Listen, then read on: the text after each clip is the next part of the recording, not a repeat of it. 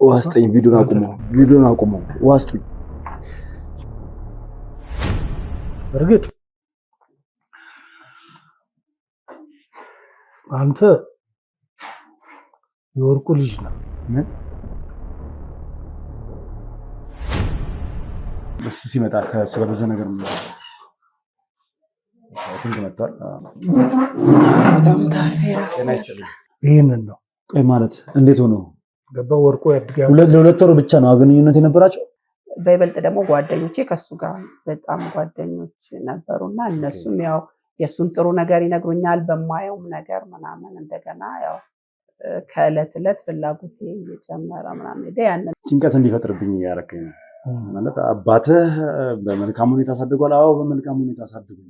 አሳድጓል። መሰክራለሁ እድሜ ልኬን ስመሰክርለት የሚኖረው አባቴ ነው። ጸንሻለሁ የጸነስኩኝ ከዝኑ ባይል አድርጎኝ ካልሽ እስከ ህይወት እስከ መጥፋት ሄዳለሁ። እኔ እና እሱ ያለው ነገር ያም ሊሆን ይችላል። በሚስጥር ከወጣ ለቃለሁ እሷንም ሊያጠፋ ይችላል። በጣም የቅርብ ወዳጅ የሚባል ከሁለቱም ጋር ሚስጥር የሚጋራ የነበረ በጣም ድንቅ ጓደኛችን እንደነበረ መረጃ አለ። ከዚህ በኋላ አሁን እንትንን ተው ከዚህ በኋላ ላለው ነገር ገባ የወርቁም የተጨናነቀ አይነት ነገር ነው ያየዋል። ስለዚህ ነገር እስካሁን ኖርማል ነበር። አሁን ግን ፊትሽ ጥሩ አይደለም። እንደተጨነቅሽ ነው የሚያሳየው። ምን ያደርግልህ? በአሁኑ ሰዓት እኮ ጥቅም የለውም ላንተ። ለምንድን ምን ማለት ነው? ለምንድን ነው ጥቅም የለውም? አባትህ ነው አላችሁኛል። ወርቁ በህይወት የለም ያለ የለም። በወርቁ ነው። እንዴት ነው? ሁሉ ሚስጥር ይነገራል ተብሎ አይታሰብም። አዎ ትክክል። ይዘው የምትሞተው ሚስጥር ይኖራል። ይሄን አውጥቶ የምትኖረው ሚስጥር ይኖራል። ስማ አዳምጥ፣ ተረጋጋ። እንደዚህ ምን አንተ ይኸውልህ እንድታስበው ይኸውልህ እውነቱን ልንገርህ። እውነት ነው ነገር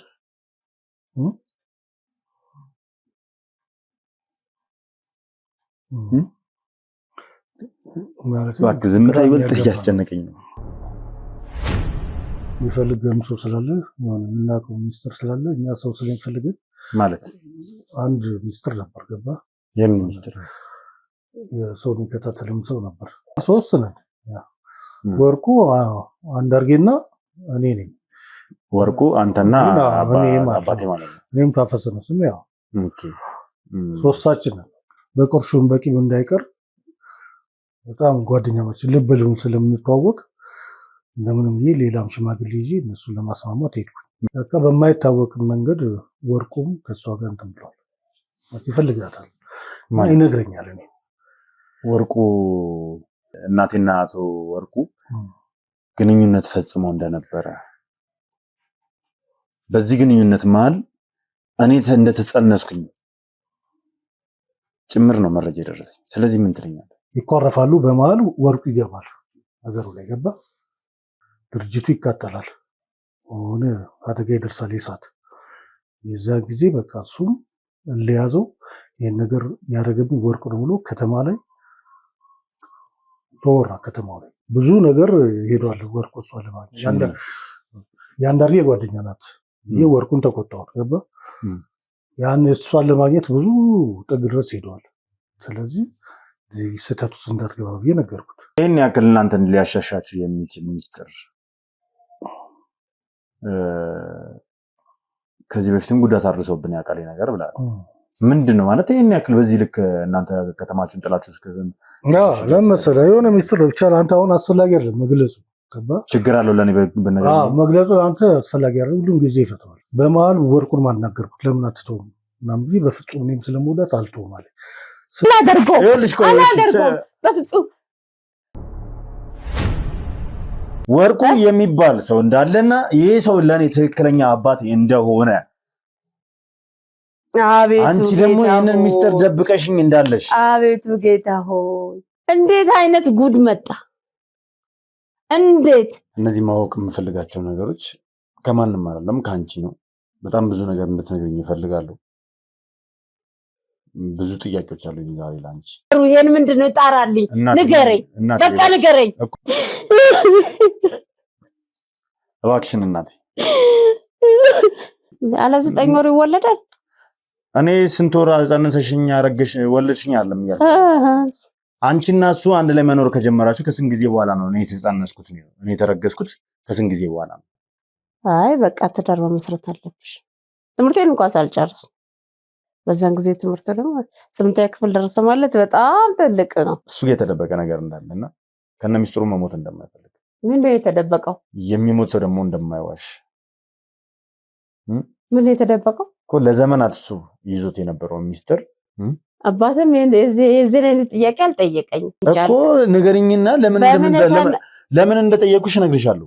ንገሪኝ ታሪካችሁ። እናትህ ነኝ ኃይልቃል እንዳትናገር። እስኪ እንደው ከአባታችን ውጪ በፊት ላይ ሌላ ግንኙነት ምናምን ማለት ሌላ ከወንድ ጋር ምናምን ነገር ትውውቅ ማለት የሆነ ነገር ነበርሽ? ሌላ ግንኙነቶች ነበሩሽ?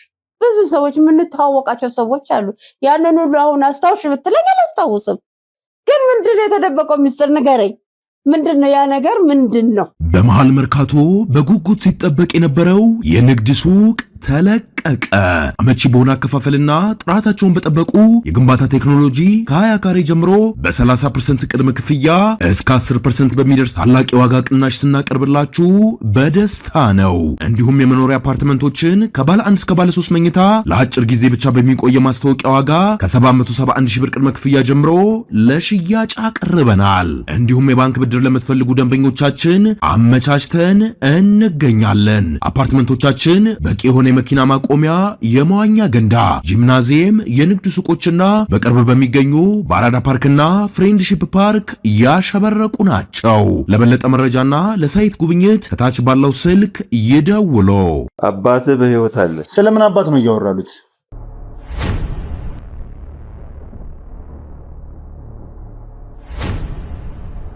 ሰላም የተወደዳችሁና የተከበራችሁ ውድ ቤተሰቦች እንደምን አላችሁ? እንደምን ቆያችሁ? እንደምን ከረማችሁ? ያላችሁ በሰላም እግዚአብሔር እንግዲህ ከሁላችሁም ጋር ይሁን እያልኩ እነሆ ዛሬም ብቅ ብያለሁ። እንግዲህ ውድ ቤተሰቦች ሰሞኑን የነበረው ነገር በጠቅላላ ትንሽ ግራ የሚያጋባ እኔ አእምሮዬ ራሱ ሰላም ያጣበት እንቅልፍ ያጣሁበት ጭንቀት ውስጥ የከተተኝ ታሪክ እንግዲህ እንደተፈጠረ ሁላችሁም እየተመለከታችሁ ነው።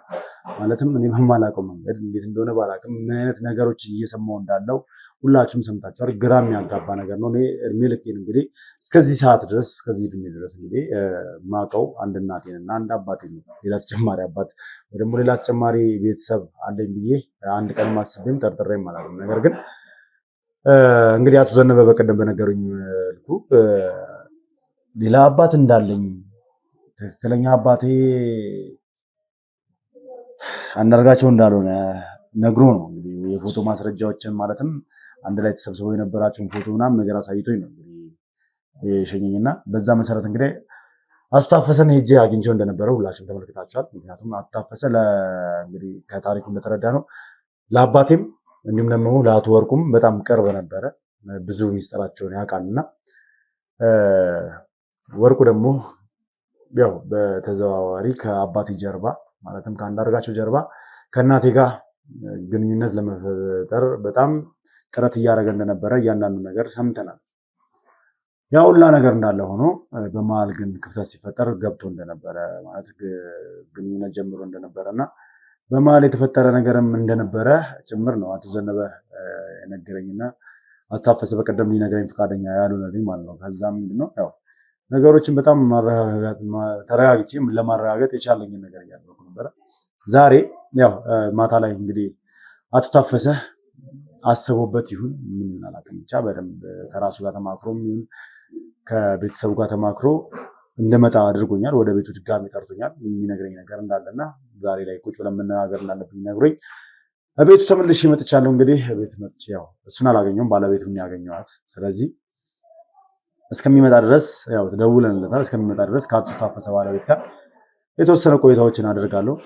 ያው ምክንያቱም የምታውቀው ነገር ሊኖር ይችላል በሚል እንግዲህ ከእሷ ጋር የተወሰነ ቆይታዎችን አደርጋለሁ። እናንተም እስከ ፕሮግራም የፍጻሜ ድረስ አብራችሁን ቆይታችሁ የሚፈጠረውን ነገርና ዛሬ የምሰማውን ነገር እንድትከታተሉ ጋብዛችኋለሁ። አሁንም ቢሆን አዲስ ሆናችሁ ካላችሁ ለዚህ ቻናል ሰብስክራይብ ያላደረጋችሁና ቤተሰብ ያልሆናችሁ ያልተቀላቀላችሁ ሰዎች ካላችሁ ሰብስክራይብ ያደረጋችሁ እንድትቀላቀሉ ይፈልጋለሁ። ሀሳብ አስተያየታችሁን ደግሞ ኮሜንት ላይ እየጻፋችሁልኝ ያላችሁ ሰዎች፣ በውስጥ መስመር እያናገራችሁኝ ያላችሁ ሰዎች በጠቅላላ ያው እንድረጋጋ ሀሳቤን በጠቅላላ ሰብሰብ አድርጌ ነገሩን ለመረዳት እንድሞክር እንዲሁም ደግሞ እናቴ ላይ ጫና እንዳላበዛ እየመከራችሁኝ ያላችሁ ሰዎች በጣም አድርጌ አመሰግናለሁ። ያው ጫና ለማብዛት ሳይሆን እውነቱን ለማወቅ ስል እንዴት እንደዚህ አይነት ነገር ሊፈጠር እንደቻለ ለመረዳት ስል እንግዲህ ያው እናቴ ላይም ትንሽ ቁጣ እያለኝ ነበረ። እናቴንም እንግዲህ አይታችኋታል በተመለከታችሁ መልኩ ትንሽ አስደንግጫታለሁ ይሁን ምን ይሁን አላውቅም። በጣም በኃይለኛ ቁጣ ውስጥ ነው ያለችው። ኢቨን አኩርፋኛለች እና ይህን ነገር እንግዲህ ያው በራሴ መንገድ የሚሆን ሄጄ እውነታውን ከደረስኩበት በኋላ ከእሷ ጋር ቁጭ ብዬ ድጋሚ የምነጋገር ይሆናል ማለት ነው። አሁንም እስከ ፕሮግራም የፍጻሜ ድረስ የትም እንዳትሄዱ አብራችሁ የሚሆኑ ቪዲዮን ላይክ እና ሼር እያደረጋችሁ ለብዙ ሰው እንዲደርስልኝ አድርጉልኝ። አሁንም ሀሳብ አስተያየታችሁን ኮሜንት ላይ እንድትጽፉልኝ እፈልጋለሁ። መልካም ቆይታ።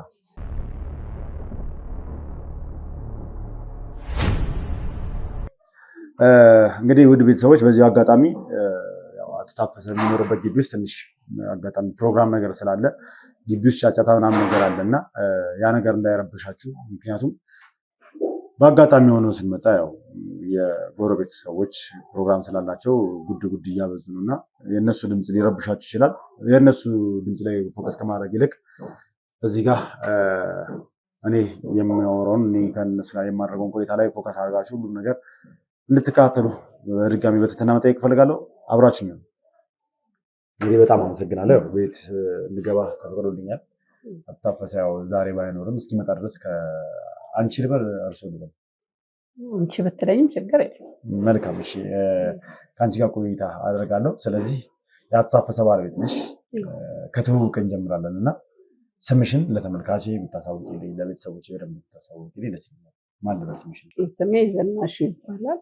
እሺ ወይዘሮ ዝናሽ፣ እስኪ ማለት ያው የመጣሁበት ዓላማ ሌላ ነው። ከአቶ ታፈሰ ጋር ቁጭ ብዬ ለመነጋገር ነው። ሰሞኑን ትንሽ አይምሮዬን የረበሸው የምጠብቀው ነገር አለና አቶ ታፈሰ የሚያውቀው ነገር ካለ ብዬ ከዚህ ያው በቀደም መጥቼ አውርቼው ነው የሄድኩት ታውቂያለሽ። ዛሬ ደግሞ ራሱ ነው እዚህ ድረስ እንደመጣ ያደረገኝ። በቃ ማውራት አለብን፣ በተረጋጋ መንፈስ መናገር አለብን ብሎ ነው የጠራኝና ያው ስመጣ የለም መጣው ነው ብኛል። እንግዲህ እንደውልት ስለዚህ ከአንቺ ጋር የተወሰነ ቆይታ ለማድረግ ፈልጌ ነው። እስኪ ከአቶ ታፈሰ ጋር እንዴት ነው የተዋወቃችሁት? ምን ያህል ጊዜ ሲሆናችሁ? ከታፌ ጋር አንድ ሰፈር ነን። ያው እንዲህ ጓደኛ ማቾችን ባንሆን አንድ አካባቢ ያደግን። የአንድ ከተማ ልጆች ናቸው? አዎ የአንድ አካባቢ ልጆች። አቶ ታፈሰ ተወልዶ ያደገበት ከተማ ላይ ነው አንቺ ተወልደሽ ያደግሽው? አዎ። ስለዚህ ያ ማለት አንቺም ያው ምናልባት ብዙ ነገሮች ልታውቂ ትችያለሽ በእነሱ በሱ ህይወት ዙሪያ ያሉትን ነገሮች ብዬ አስባለሁ። ያው ልክ ነኝ? እስኪ ስለ አንቺ ንገሪኝ። እሺ ስለ እዛው አካባቢ ተወልደሽ ያደግሽ ስለ ቤተሰቦች ስለ አንቺ ብትነግሪኝ። ቤተሰቦቼ መልካም ቤተሰቦች ነው። መልካምና በጥሩ ቤተሰብ ውስጥ ነው ታንጬ ያደግኩትኝ። አባቴም ገበሬ ነበር፣ የገበሬ ልጅ ነኝ እና ያው በትምህርቴ ጠንካራና እንደሆን ነው ጥረቱም ነበረው እና ያው በትምህርቴም ያው ብዙ ባልገፋበትም እስከ 12 ያክፍል እንትን ብያለሁ። እስከ 12 ተምረሻል? እስከ 12 ተምሬያለሁ። ለቤተሰቦች ስንተኛ ልጅ ነሽ? የመጀመሪያ ልጅ ነኝ። የመጀመሪያ ልጅ። ስንት ናችሁ ቤተሰብ አጠቃላይ? 6 ማለት እናትና አባትሽን ጨምሮ? አይ ከነሱ ልጆች ብቻ ልጆች ብቻ 6 ናችሁ? በጣም ደስ ይላል። እና የመጀመሪያ ልጅ መሆን ምን ይመስላል? እንግዲህ ከባድ ጫና አለ። በተለይ ደግሞ ሴት ስትሆኝ አይደል? ምን ይመስላል አስተዳደጋችሁ? በቤተሰቦቼ ዙሪያ በጣም መልካም ቤተሰብ ነው ያሳደገኝ። ያው በትርፍ ሰዓት ከትምህርት መልስ ግብርና አረምን ምንም እየነቀልን ቤተሰቦችን እያገዝን ላሞች እያገድን ነው ያደግን ያሳለፍነው እና ጥሩ ነገር ነበረኝ ከቤተሰቦች። እንግዲህ የመጀመሪያ ልጅ ቤት ውስጥ የቤተሰብ የመጀመሪያ ልጅ ስትሆኚ ከበታች ደግሞ 5 ልጆች ሲኖሩ ብዙ ጊዜ የመጀመሪያ ልጅ ለታናናሾቹ አርአያ ነው ይባላል። ትክክል። ምን አይነት ስነ ምግባር ነበረ? ማለት ለታናናሾችሽ ምን አይነት አርአያ መሆን ነበር የምትፈልጊው? ምን እያሳያሻቸው ነበር ስታደርጊ የነበረው? እስኪ ንገሪኝ። ከታናናሾችሽ ጋር የነበራችሁ ቀረቤታ? ጥሩ ነገር እንዲህ ቤተሰብን በስራም ሆነ በምን አግዙ፣ በትምህርት ላይ ጎበዝ ሆኖ ያው የኔን አርአያ እንዲከተሉ ማድረግ፣ ስነ ምግባርን በተመለከተ እንደዛው ታንጾ እንዲያድጉ በተቻለኝ አቅም ነገር ነበር። እና ምን ላይ ደረሱ ማለት እነዚህ ልጆች? አንቺ ያው እንግዲህ እስከ 12 ተብለሽ 12 ያክል ትምህርትሽን እንዳቆምሽ ነው የነገርሽኝ። ከታናናሾች እንዴት ነበር ትምህርታቸው ላይ የነበራቸው ነገር? በጣም ጥሩ ነው። የተሻለ ከኔ የተሻለ እንትን ላይ ያሉት ገብተው ማለት ካምፓስ ደርሷቸው ተማሪ የተመረቁ ምናምን? አዎ በጣም ጥሩ ሁኔታ ላይ ያሉት እነሱ በትምህርትም ሆነ በኑሮ በጣም የተሻለ እና በጣም ተጠቅመዋል። የተሻለ መልካም እንግዲህ ከአቶ ታፈሰ ጋር አንድ አካባቢ እንደተወለዳችሁና የአንድ አካባቢ ልጆች እንደሆናችሁ ነው የነገርሽኝና እንዴት ወደ ጓደኝነት ወደ ህይወት አንድ ላይ ልትመጡ ትቻላችሁ? ያው ስለ ታፌ ብዙ ጊዜ ያው ከምታየውም ከምሰማውም ጥሩ ነገር ነበር የምሰማው ማየው። ያንን በምሰማ በማይ ሰዓት የሆነ የሚሰማ ስሜት አለ በሴትነት። ያ ነገር እየተሰማኝ ሄደ። በይበልጥ ደግሞ ጓደኞቼ ከሱ ጋር በጣም ጓደኞች ነበሩና እነሱም ያው የሱን ጥሩ ነገር ይነግሩኛል በማየውም ነገር ምናምን እንደገና ያው ከዕለት ዕለት ፍላጎቴ እየጨመረ ምናምን ሄደ። ያንን ነገር ደግሞ ጓደኞቼ ያውቁ ነበረ። ያው እሱም ያው እየተያየን እየተለመድን ስንሄድ ያው ወደ ፍቅር ገባን። በጓደኞቼ አማካኝነት ያቀራረቡን በይበልጥ እነሱ ናቸው። ከዛ በቃ ወደ ፍቅር ገባን። በፍቅር 3 ዓመት ሳለፈን ከዛ በኋላ ያው ተጋብተን አሁን በትዳር ላይ እንገኛለን። በጣም ደስ ይላል። ያው እንግዲህ የአንድ አካባቢ ሰዎች አብሮ አደግ ሆነሽ የሆነ ፍላጎት ኖሮሽ ለዛ ሰው ያን ሰው ደግሞ ማግኘት መቻል ማለት ከዛም ባሻገር ደግሞ እስከ ትዳር ደረጃ አብሮ መብቃት ማለት ትልቅ ነገር ነው አይደል? ብዙ ጊዜ ያው የሰው ልጅ የሚፈልገው ነገር ማለት በተለይ በፍቅር ዙሪያ ያፈቀረውን ሁሉ ያገኛል ማለት ነው። ያንቺ ግን ጥሩ ሆኖ ልሻል ያስባሉ። ያው ከእግዚአብሔር ጋር ፍቅር ሲይዝሽ ከሱ የመጀመሪያሽ ነበር? አዎ። በትምህርት ቤት ውስጥ ምናምን ነገር ከሌላ ልጆች ጋር እንደዚህ ፍቅር ግንኙነት ምናምን ነው የመጀመሪያ። እስኪ እንግዲህ እዛው ከተማ ላይ እንደዚህ በፍቅር አብራችሁ ቆይታችሁ ከነበረ መቼም አቶ ታፈሰና የእሱን ጓደኞች በደንብ ታውቂያቸዋለሽ ብዬ አስባለሁ። በዚህ ምክንያቱም አቶ ታፈሰ በደንብ የሚታወቅ ሰው ነው አይደል? ከተማ ላይ በእንጨት ስራ ምናምን ይታወቃል። ጓደኞቹም እነ አቶ ወርቁ እንዲሁም ደግሞ ዘነበ ከዛ ባሻገር ደግሞ አንዳርጋቸውም ጭምር እዛ ከተማ ላይ ስመጥር የሆኑ ስም ያላቸው የእንጨት ባለሙያዎች ናቸው።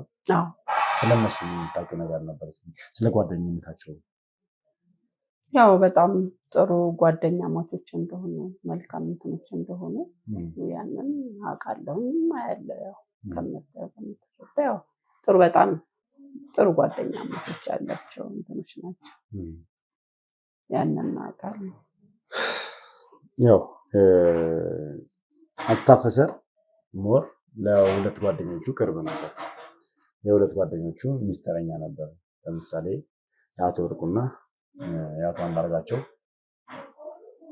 በጣም የቅርብ ወዳጅ የሚባል ከሁለቱም ጋር ሚስጥር የሚጋራ የነበረ በጣም ድንቅ ጓደኛቸው እንደነበረ መረጃ አለ። እንደዛውም በዛም ልክ ደግሞ ሚስጥራቸውንም እንደራስ ሚስጥር አድርጎ እንደያዘ አውቃለሁ። በዚህ ጉዳይ ላይ ምን ትኛለሽ? ማለት መቼም ባለቤቱ እስከሆንሽ ድረስ የሆነ ነገሮችን ያካፍልሻል፣ ነገሮችን ያማክርሻል ብዬ አስባለሁ። ቢሆንም በዚህ ነገር ላይ ብዙም እንትን የለም። ብዙም ነው መናገር አትፈልጊም? ያው ከሱ ብትረዳ ይሻላል ሁሉንም ነገር። ብዙም እሱ ጋር እንትን የለም። ከሱ ጋር ቢሆን ጥሩ ነው። በእርግጥ እሱም ሊያወራኝ ነው የፈለገኝ እዚህ ድረስ የጠራኝ። ነገር ግን እስኪመጣ ድረስ አንቺ የምታውቂው ነገር ካለ በተለይ ደግሞ በአቶ ወርቁና በአቶ አንዳርጋቸው ባለቤት መካከል ስለተፈጠሩት ጊዜያቶች ምናምን አውርታችሁ ምናምን የምታውቁ ከሆነ በዚህ ጉዳይ እንኳን ምንም የማውቀው ነገር የለም። እርግጠኛ ነሽ? እርግጠኛ ነኝ። እሱ ይምጣና ከሱ ጋር እንግዲህ ትጮተን። በዚህ ጉዳይ ምንም የማውቀው ነገር የለም። የምታውቂው ነገር አለ፣ ነገር ግን መናገር አትፈልጊም? አይደለም። ፊትሽ ላይ እንደማነበው ከሆነ ግን ፊትሽን እያየሁት ያለሁበት ሁኔታ የሆነ የተጨናነቀ አይነት ነገር ነው ያየዋለሁ። ስለዚህ ነገር ሳይሆን እስካሁን ኖርማል ነበር። አሁን ግን ፊትሽ ጥሩ አይደለም፣ እንደተጨነቅሽ ነው የሚያሳየው። ታዲያ ለምን ይመስልሻል ዛሬ እኔ እዚህ የጠራኝ በድጋሚ? ምን አውቃለሁ ብለሃል? አላወኩም። እስኪ እና አብረን የምናየው እኔ እንኳን ሳትማከሩ ነው የጠራኝ? ተማከራችኋል መቼም አይደል? ባል ሚስቱን ሳያማከር የሆነ ነገር አይወስንም መቼም። አንዳንድ ጊዜ እንደዚህ አይነት ውሳኔዎች ደግሞ ወስን ሲፈልግ አይ ስለዚህ ጉዳይ ምንም ማውቀው ነገር የለም። ብዙ ነገሮች እንማከራለን፣ ግን ስለዚህ ጉዳይ እርግጠኛ ነሽ? እርግጠኛ። መልካም እንግዲህ የታፈሰ ባለቤት ወይዘሮ ዝናሽ በዚህ ጉዳይ ላይ ምንም የማውቀው ነገር የለም እያሉ ነው ማለት እያለች ነው። ያው አንቺ እያልኩ ስለሆነ እስካሁን ያወራሁት የነበረው ምንም ማድረግ አይቻልም። ብቻ የሚያውቀው እንትን ነገር እሱ ሲመጣ ከእሱ ጋር ብዙ ነገር ትንሽ መጥቷል። በጣም ታፌ ራስ ሰላም ሰላም ነው። እግዚአብሔር ይመስገን። ሰላም ነው። እግዚአብሔር ይመስገን። ሰላም ነው። ትንሽ ያው ከባለቤት ጋር አይ ጭውውት እያደረግን ነበር። ልከም እሺ፣ ሰላም ነው። እግዚአብሔር ይመስገን። ደህና ነው። ይስዋል ደህና አለን። ደህና እግዚአብሔር ይመስገን። ያው እንግዲህ በጣም ይቅርታ ቀድሜ መጥቻለሁ።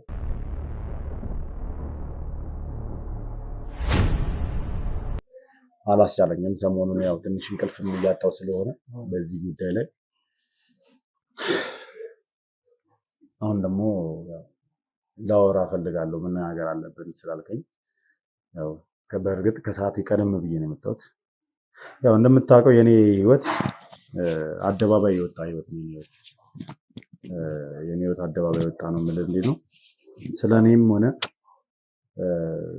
ስለ ቤተሰቦቼ የኔ ብዙ ተመልካቾች ብዙ ነገር ያውቃሉና ያው በመንቀሳቀስበት በማድረጋቸው ነገሮች ተጠቅላላ እንደዚህ ነገር መሆን ገጥሞኝ የተፈጠረውና የገጠመኝን ነገር ምን እንደሆነ ተመልካቾች እንዲያውቁልኝ ያው በቪዲዮ ከመቅረጽ ወዳላ ያው ቀደም ገብቼ ዛሬም ከባለቤት ጋር የተወሰኑ ጭውውቶችን እያደረኩኝ ቪዲዮ እየቀረጽኩ ነው። ለዛም ነው ይቅርታ የምጠይቅ የምፈልገው። ያው አይደብርህም ብዬ ስለማስብ ነው። አይ ችግር የለም፣ ምንም የሚደብረኝ ነገር የለም። ሌላው ዛሬ የፈለከኝን ጉዳይ እስከማወራ ድረስ በጣም ጨንቆኛል። ከባለቤቱ ጋር እንዴት እንደተገናኛችሁ እንዴት እንደተዋወቃችሁ እየነገረችኝ ነበረ። አንድ ከተማ ልጆች እንደሆናችሁም ጭምር ስትነግረኝ ነበር።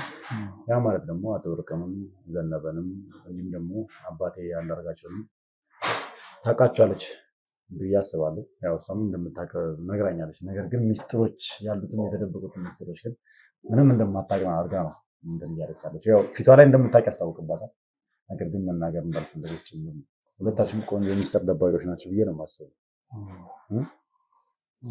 አይ ብቻ ያው ከአንተም እንደተለያየን ብዙ አወጣሁ አወረድኩ ብዙ ሁሉ ነገር። ከዛ ያው ከቤተሰብ ጋር ተማክር ያው እሷ ምንም ብትጠይቃት እውነታው ከኔ ቢወጣ መልካም ነው በሚል ገባ።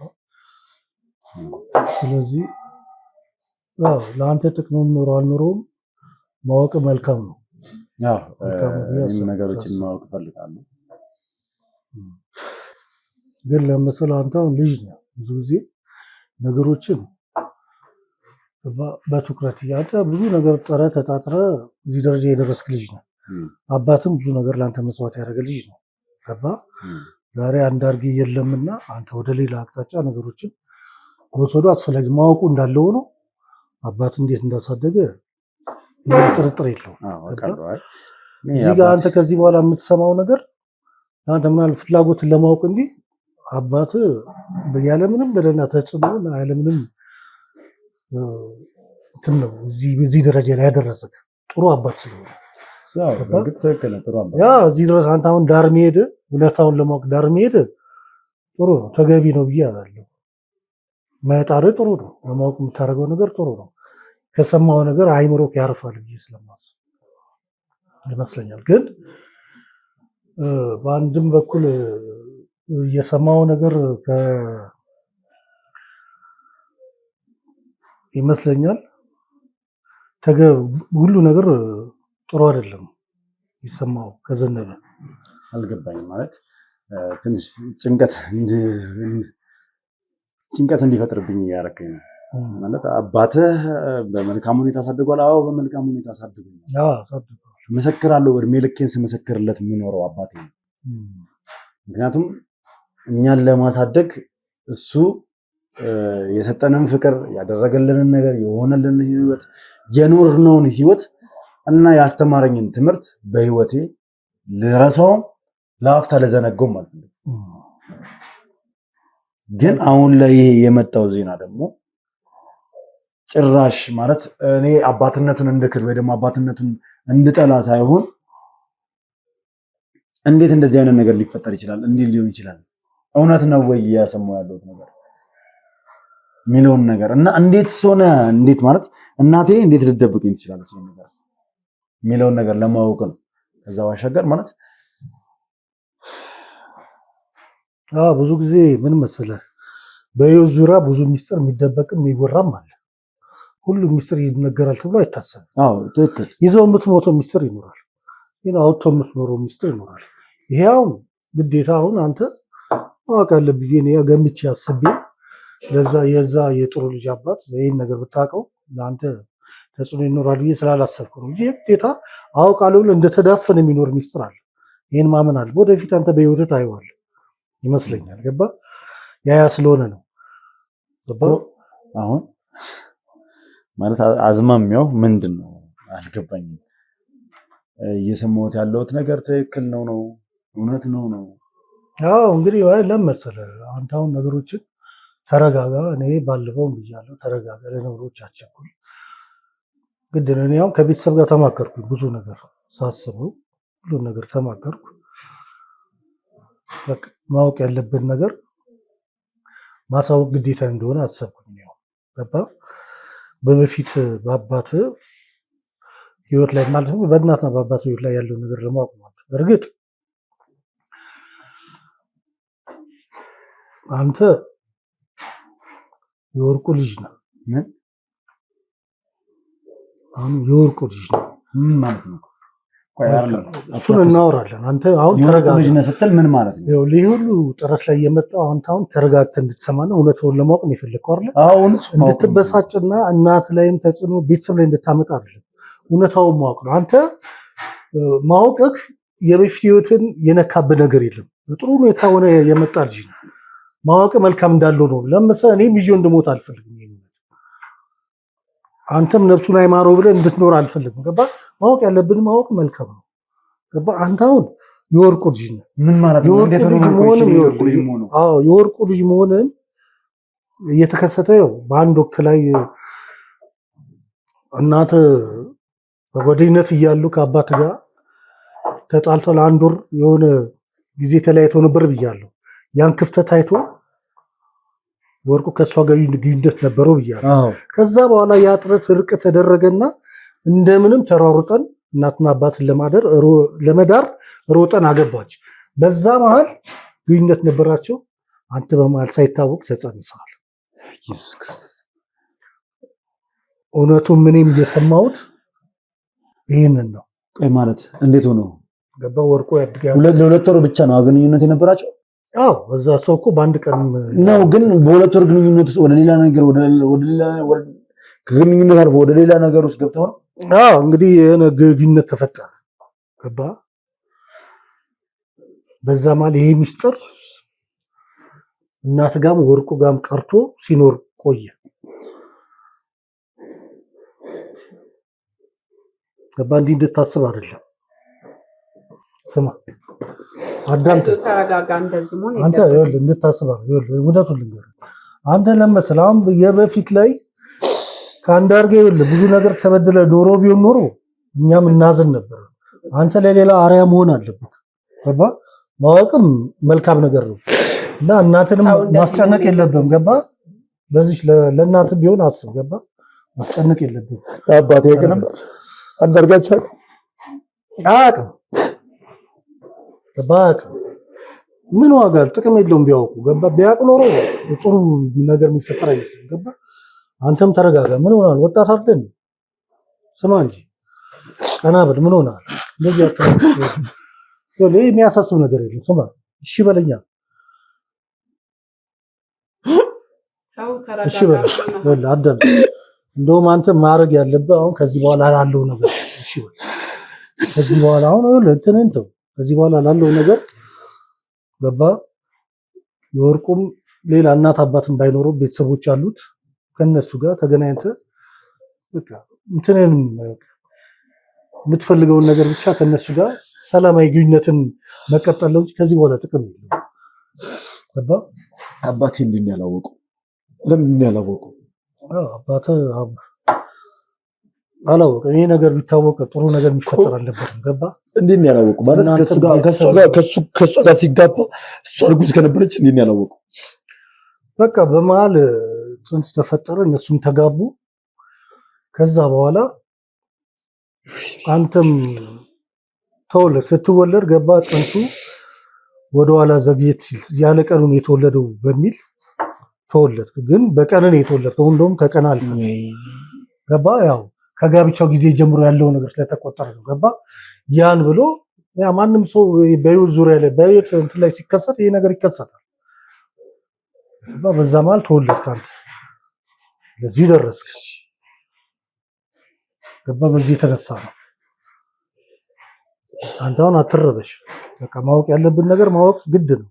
አወቅ። ግን ከዚህ በኋላ ላለው ነገር ገባ። ከእውነተኛው አባት እንግዲህ ፈልገዋለሁ ካልክ አባት ቤተሰቦች ጋር ተገናኝተህ ሰላማዊ ግንኙነትን ማድረግ ነው። ዋስጠኝ ቪዲዮን አቁመው ዋስጡኝ።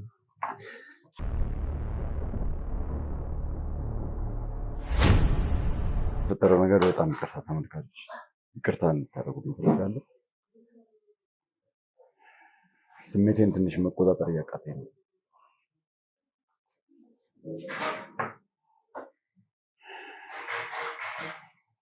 በእኔ ላይ የወረደ ዱብዳ በማንም ያወርድ፣ በማንም ለ30 እስከ 30 ዓመት ድረስ ከዛም በላይ እኔ አባቴን አቶ አንዳርጋቸውን አባቴ እያልኩ አሁንም አባቴ ነው። እሱም ተሸውዷል። የራሱ ያልሆነ ልጅ ያው ካለው ሰበና አንፃር የማንንም ልጅ እንደዚህ አድርጎ ከማሳደግ ወደኋላ አይልም። ቢያቅ ራሱ ግን ሳያቅ ተታሎ ልጄ ብሎ የበኩር ልጁ እንደሆንኩኝ በኩራት እያወራ ከድሮም ጀምሮ እኔን ሲያጠነክረኝ ሲያሳድገኝ ቆይቷል።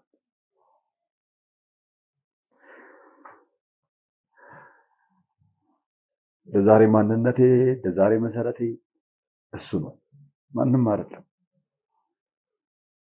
እናቴም መልካም ስብዕና እያስተማረች ነው፣ መልካም ስነ ምግባር እያስተማረች ነው ያሳደገችኝ። እሱም እንደዛው።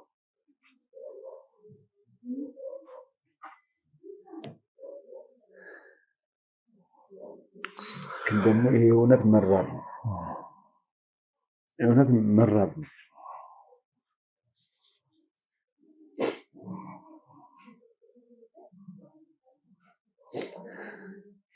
ምን ማድረግ ይቻላል? እንግዲህ መቻል፣ አይዞህ፣ እንደዚህ ነገሮች ይከሰታሉ። አንተ ለወደፊት ዓላማን አስተካክል። ገባ? ይኖር በሰው ልጅ ህይወት ላይ ብዙ ድብቅ ነገሮች ይኖራሉ። ለአንተ ምናልባት ይሄ አዲስ ሆኖብህ ይሆናል። ስትኖር ታየዋለህ። በህይወት እንግዲህ ብዙ ተምረሃል፣ አንብበሃል። ገባ? ህይወት ብዙ ነገር እኛ ምድር ላይ ስትኖር የሚያሰሙ ብዙ ነገሮች አሉ። ሞቶ የተቀበሩ ነገሮች አሉ። ስንት ነገር ብዙ ነገሮች ይደበቃሉ። ያ ለአንተ አዲስ ሊሆን አይገባም። ከዚህ በኋላ ላለ ህይወት መጠንከር ያለ ያ ነው። ገባ? እንደውም ጥሩ ስብዕና እያላበሰ ይሄዳል። እንደዚህ ነገሮችን ስትሰማ ለሰው ልጅ ታዝናለህ። በዚህ ለተጎዱት ሰዎች ደራሽ ትሆናለህ ብዬ አስባለሁ። ቅርታሽ አንተ እንዴት ነበር ያወቅኩ? ማለት እኔ የወርቁ ልጅ መሆኔ እንዴት ነበር ያወቅኩ? ኦኬ፣ እኔ ያኔ በስደት ወደ አያቱ ጋር ሄደን ነበር ብያለሁ። ገባ? ያኔ እዛ ነው በቃ የመጨረሻ ሰዓት ላይ ያጫወትን ይህ ምስጢር ከሁላችን እንዳይወጣ በሚል እኔና ከአንተ እንዳይወጣ በሚል ያጫወትን እዛ ይህን ታሪክ ያጫወትን እዛ ያለው ታሪክ ነው። ያውቅ ነበር በቃ ይህን ታሪክ ራሱ ወርቁ ያውቅ ነበር። ወርቁ ራሱ ወርቁ የእሱ ልጅ እንደተጸነሰ ያውቅ ነበር ማለት ነው። እሱ በቃ ለመስ ከዛ በኋላ ከእንትን በኋላ ያውቀዋል እውነቱን ከእሷ ጋር። ሁለተኛ ነገር ከእናት ጋር ባለው ግንኙነት ላይ እናትን በሆነ ባላሰበች ሰዓት የሆነ ቦታ ሄዱ። በቃ በኃይል የተደረገ ግንኙነት ነው። በኃይል የተደረገ በቃ እሷ ያለ ፈቃዷ ነው ግንኙነቱ የተፈጸመው። ይህንንም እኮ እሷ እርግዝናው ላይ ለመናገር ብላ እሱ አስፈራራት። ለምን በህይወት ሌላ ችግር ይፈጠራል፣ በህይወት እስከ መጋደል ይደርሳል ይሄ ነገር ከወጣ ደብቀች ካኖች ብሎ ማለት እስከምጋደል ድረስ እውነት ይህን ነገር የጸነስኩት እንደዚህ አስፈራርቶኝ ነው በኃይል ይሄ ነገር የተደረገው እና ጸንሻለሁ የጸነስኩት ከዚህ ነው በኃይል አድርጎኝ ካልሽ እስከ ህይወት እስከ መጥፋት ይሄዳል። እኔ እና እሱ ጋር ያለው ነገር ያም ሊሆን ይችላል። ሚስጥር ከወጣ እለቃለሁ ያለ እሷንም ሊያጠፋ ይችላል። እናት በጊዜው ያ እንደተደበቀ እንዲኖር እሷን ማረጋት ሳትወድ ነው። ይሄ ነገር እንዲነሳውን እሷ አትፈልግም። ገባ ያሳመማትና ያለፈ ነገር ነው በሚል ነው ይሄ ነው ገባ እንጂ እሷም ያለ ፍላጎት ሆነ።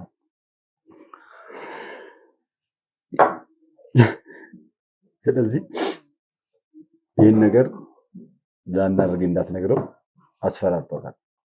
መጸነሱ ለመሰል ከተጋቡ በኋላ ተስፋ ቆረጠ። እሱ ከእሷ ጋር ግንኙነት አድርጌ የራሴ አርጋታለሁ በሚል ነው ገባ በሚል ነበር።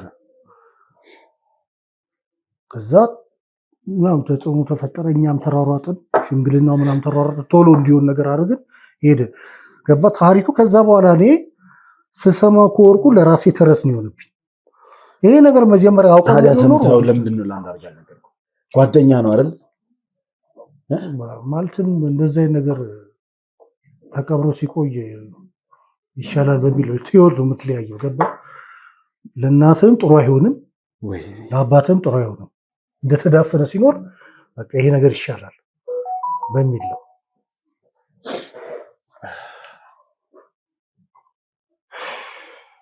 ምንም ጥሩ ነገር አይፈጠርም።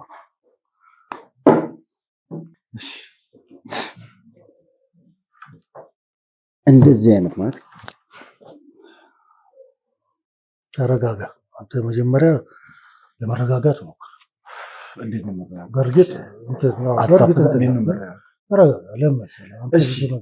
ይሄ ብቻ አይደለም እኮ ተቸግሮ ታናናሾችም አሉ። እውነት እንደሆነ እውነት ነው። መቼም ቢሆን ተቀብሮ የሚቀር ነገር አለ። መውጣቱ አይቀርም። ጊዜ ጠብቆ እኮ አሁን ታናናሾችስ ይህን ነገር ሲሰሙ ምንድን ነው የሚሉት? እህቴ ወንድሞቼ ምንድን ነው የሚሉት? እነዚህ እኔ አባታቸው ልጅ እንዳልሆንኩ ወይኔ መድኃኒዓለም አባቴ። ከዚህ በኋላ ለቀሪው አንተ ነው እንግዲህ ጎብዝና መጎበዝ ያለብህ ብዬ አስባለሁ። ገባ ሁሉን ነገር ማስተካከል የምችለው አንተ ነው። ገባ ባለበትም እንዲቆይ እህት ወንድሞች ጋር ያለው ነገር ማስተካከል ያለብህ አሁን አንተ ነው። በቃ ያ ረጅም ታሪክ ነው። ያ ትልቅ ታሪክ ነበር። እኛ በኖርንበት ሰዓት ጥሩ ፍቅር ያለውና እንደዚህ ነገር ይከሰሳል ብለህ አላስብም። በሰዓቱ ተከስቶ ቢሆን ከአባትም ትለይ ነበር። ሁሉ የተደፈነ ነገር ሆኖ ነው የሚያገኘው። መጨረሻ ላይ ሲገለጥ አንተም መጣ የሚያለው ወርቁ ምን ያደርግልሃል? በአሁኑ ሰዓት እኮ ጥቅም የለውም ለአንተ። ለምንድን ምን ማለት ነው? ለምንድን ነው ጥቅም የለውም? አባትህ ነው አላችሁኛል። አሁንም ጥቅም አለው። አንዳርጌ አባት አይደለም ወርቁ ነው አባት አላችሁኛል። የት ነው ያለው? አሁን መስማት ትፈልጋለህ? አዎ የት እንዳለ ማወቅ ፈልጋለሁ። በቃ ካልክ እንግዲህ አንዴ ሁሉንም ነገር ተቃራኒ አባት አርፈዋል። ምን ማለት ነው? አርፈዋል። ቀብረን እርም አውጥተናል። እውነቴን ነው። አልገባኝም። ሞቷል። ትንሽ ቆየ እኮ ከሞተ። ወርቁ በህይወት የለም ያለ የለም። በህይወት ነው። እውነቴን ነው። እንዴት ሆነ? በህይወት የለም። ቤተሰቦቹ አጎቶች ምናምን ይኖራል። እነሱን ለማግኘት ከፈለክ እሱ አሁን አርፏል። እውነት የሞተን ሰው ምን ማድረግ ይቻላል? እኔ ዝም ልልህ ፈልጌ ነበር። አንተ ጠበቅ ስላደረከው ይሁን። አጠቃላይ ልንገርህ ብዬ ነው። ጥቅም አልነበረው። ወይ ዘነበ እኮ በህይወት አለ ብሎ ነው የነገረኝ አይደል?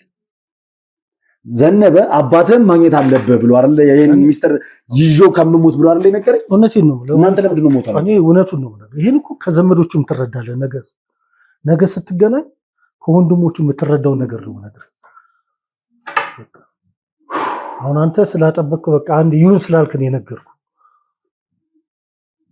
አንተ ሞታል ካልከኝ ለምንድን ነው ዘነበ በህይወት አለ ያለኝ? ለምንድን ነው አባትህን ማግኘት እዛ ጋር ያለው ነገር ቅድም ነገርኩ፣ ስህተት ነው አልኩ። አሁን እዚህ ጋር አባትህ ማረፉን ነገርኩ። ለእውነተኛ መረጃ ደግሞ ዘመዶቹን ስታገኝ እንዴት ነው የሞተው? በቃ እኔ ከጠፋም በኋላ እሱም ሲሄድ ወደሚሄድበት እኔም ወደ አባት አለበት መጣሁ፣ ወደ አካባቢ መጣሁ። ከዛ በኋላ በሄደበት አልተመለሰም። እና በሄደበት ስላልተመለሰ ሞቷል ነው የሚባል? ሞቷል። ሞቶ አስክሬን አግኝታችሁ ቀብራችሁታል? አዎ ዶክተራን ቀበር ነው። ይሄ እኮ ነገም ከነ ወዲያ አንተ የምታውቀው ነው። እኔ በዋሽ ወንድሞቹ እሱ አይዋሽ የእሱን ሞት አይዋሽ እናንተ ሁሉ ነገር ይነግረዋል። እዚህ ነው ያሉት፣ ክፍለ ሀገር ነው ያሉት። በመሃል መርካቶ በጉጉት ሲጠበቅ የነበረው የንግድ ሱቅ ተለቀቀ። አመቺ በሆነ አከፋፈልና ጥራታቸውን በጠበቁ የግንባታ ቴክኖሎጂ ከ20 ካሬ ጀምሮ በ30% ቅድመ ክፍያ እስከ 10% በሚደርስ ታላቅ የዋጋ ቅናሽ ስናቀርብላችሁ በደስታ ነው። እንዲሁም የመኖሪያ አፓርትመንቶችን ከባለ 1 እስከ ባለ 3 መኝታ ለአጭር ጊዜ ብቻ በሚቆየ ማስታወቂያ ዋጋ ከ771 ሺህ ብር ቅድመ ክፍያ ጀምሮ ለሽያጭ አቅርበናል። እንዲሁም የባንክ ብድር ለምትፈልጉ ደንበኞቻችን አመቻችተን እንገኛለን። አፓርትመንቶቻችን በቂ የሆነ የመኪና ማቆሚያ፣ የመዋኛ ገንዳ፣ ጂምናዚየም፣ የንግድ ሱቆችና በቅርብ በሚገኙ በአራዳ ፓርክና ፍሬንድሺፕ ፓርክ ያሸበረቁ ናቸው። ለበለጠ መረጃና ለሳይት ጉብኝት ከታች ባለው ስልክ ይደውሉ። የወርቁ ቤተሰቦች አሁን ያሉበት በፊት ከነበሩበት አካባቢ ወጥቷል፣ እንዲወጡ ተደርጎ ገባ። በግድ ይፈለጉበት ጉዳይ አለ። ሁለት ማለት በቃ ሰው ነፍሳቸው ለማጥፋት በቃ ለመግደል የሚፈልግ ሰው አለ። ገባ። እኔ አባትም በዚህ የተነሳ የሞተ ይመስለኛል። እነዚህ ገዳዮች ነው የገደሉት ማለት ቆይ አልገባኝም። እነማን ናቸው እነዚህ ገዳዮች? ያኔ እናንተ እንድትሰደዱ የሆናችሁበት በቃ የተሰደድንበት። ስለዚህ ነገሩ አሁን እነሱም እየፈለጉ ስለሆነ ያሉት ሁለት ወንድሞቹ አሁን በድብቅ ነው እየኖሩ ያሉት። እሱንም የገደሉት እነሱ ናቸው። አንተም ሚዲያ ላይ እነሱን ማታወጣቸው ከሆነ ላገናኝ እችላለሁ። ሚዲያ ላይ ከወጡ ሌላ ችግር ነው የፈጠረው እነሱ ላይ። እሺ ቆይ እነሱን ታገናኘኛለህ። ታዲያ ያኔ የሚያሳድዱት የነበሩት አንተንም ጭምር ነበር? አዎ እኔ በዛ ሰዓት እኔ ዋናው ዓላማው የወርቁ ቤተሰቦች ነው ማለት በቃ የወርቁ ቤተሰቦች ነው የጉዳዩ ባለቤቶች። እኔ ግን ሚስጥሩን ስለሰማው ነው እኔንም ያኔ ከነሱ ጋር ሚስጥሩን ስለሰማው ነው። ምንድነው የሚስጥር? አላውቅም እንዴ ሚስጥሩን ስለሰማው ነው አልከኝ። ምን መሰለህ አሁን እሱን ወንድሞቹን ሳገኝ ከነሱ ልትረዳ ይችላል። ገባ። በዛ የተነሳ ነው አንተ እርግጠኛ እውነት ብለህ የምትነግረኝ ከሆነ ሚዲያ የማታቀርባቸው ከሆነ ዘመዶችን ላገናኝ ይችላል። አታፈሰ እሺ አልኩኝ። ግን አንተም ሚስጥሩን ሰምተሃል አይደል? ሚስጥሩን ስለሰማ ያን ያሳዱ ነበር አይደል? ስለዚህ የሚስጥር ምንድነው? ይኸውልህ አንድ ነገር ልንገር፣ ጉዳዩ የኔ አይደለም። ስለዚህ ጉዳዩ ባለቤት ሳይሆን ሚስጥር ሰማው ነው። ሚስጥር አባካኝ አይደለም። ስለዚህ አትናገር። አንተ ቀጥታ በጣም ብዙ ሚስጥሮችን ትደብቃለህ። ልንገር አንድ ነገር ልንገር። አሁን እኮ እኔ ሚስጥሩ ላይ የለውም ብዬ እኮ ብነግር እችላለሁ። ጉዳዩ እነሱ ነው ብዬ መደፍደፍ። ግን ትልቁ ነገር አንተ የአባትን ዘመዶች ላገናኘ ሚዲያው ጋር ትገናኝ፣ አውራቸው። በግል ስለ አባቱ የሚነግረው ሁሉ ነገር ሊያስረዱ ይችላሉ። ከዛ የተደበቀውን ሚስጥር ከነሱ ልታክ ይችላል። እነሱ ሚዲያ ላይ ከቀረቡ ህይወታቸውን ያጣሉ። ገባ። ይሄንንም ለራስህም ፍራ። ገባ። ለራሴ አልፈራም። አይ ለራስህም ፍራ። ያው ዘር አልፈራም። ምንም ዘር አይደለም። እኔ ዘር አይደለም። ይቅርታ አትታፈስ። ዘር ስለሆንክ ነው አትበሪ ብዬ ነው ስለመጣ እኮ ነው። አሁን ዘር ፍለጋ አይደል መጣው? እኔ እውነትን ለማወቅ ነው የምትለው። ዘር ፍለጋ አልመጣም። እውነት ፍለጋ እኮ ያው እኮ ነው። ችግር የለውም። ስለዚህ ያ ነው ብዙም አትበሳጭ። እውነቴን ነው የምልህ። እሺ እንድታገናኘኝ እፈልጋለሁ። መልካም። በመጀመሪያ ግን አንተ ተረጋጋ። መለስ ሁሉ ነገር በመረጋጋት ውስጥ መልካም ነገር ይመጣል ብዬ አስባለሁ። ተረጋጋለሁ። ተረጋጋ። እሺ። እኔ ግን ትልቁ ነገር አሁን የምነግርህ እነሱን ከማገኛ በፊት ዘነበ መጀመሪያ ላይ ያገናኝ። ለምን የሚስጥር ነገርከው? አይደለም ለምን ነገርኩህ እኮ ያለው ነገር እኮ ነገርኩህ። ግን ዘነበ ማግኘት ስለምፈልግ ዘነበን አገናኝ። ደስ ይላል። አገናኛል። እሺ አንተም እነሱን ቅጠርልኝ። ችግር የለውም። መጀመሪያ ዘነበን ላግኘው ላወራ እኮ እነሱን ፕሮግራም አስይዝልኝ። እኔም አንተን ዘነበን አገናኝ። ችግር የለውም። እሺ ተመልካቾች ያው ስሜቴን ለመቆጣጠር እየሞከርኩ ነው።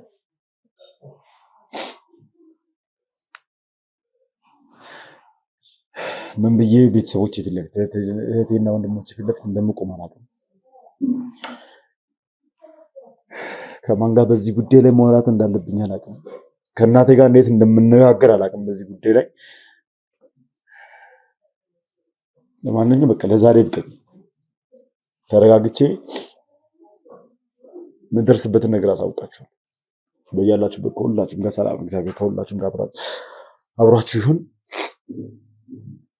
መልካም ቀን ይሁንላችሁ።